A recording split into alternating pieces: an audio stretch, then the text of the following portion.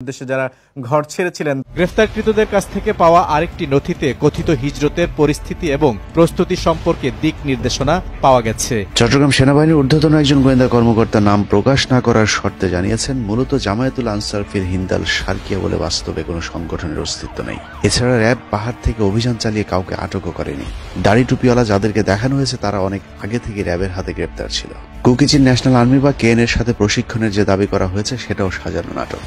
ক্রসফায়ারের ভয় দেখিয়ে তাদেরকে এসব করতে বাধ্য করে র্যাব নিজেই ভিডিও ধারণ করে সোশ্যাল মিডিয়াতে ছড়িয়ে দিয়েছে।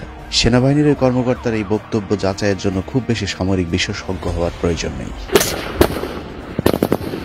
ভিডিওতে দেখা যাচ্ছে র্যাবের লোকজন মাটিতে লুটিয়ে পড়ে গুলি করতে করতে বন্দুক গরম করে ফেলছে, আর সময় টিপি সহ অন্যান্য সাংবাদিকেরা তখন তাদের ভিডিও রেকর্ড করেছে।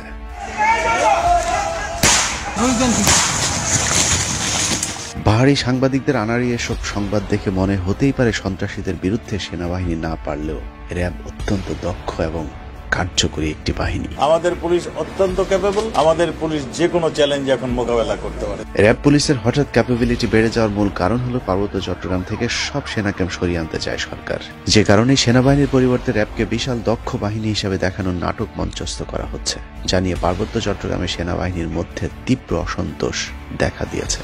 কারণ পাহাড়ের সেনাবাহিনীর সংখ্যা যতই কমানো হচ্ছে ততই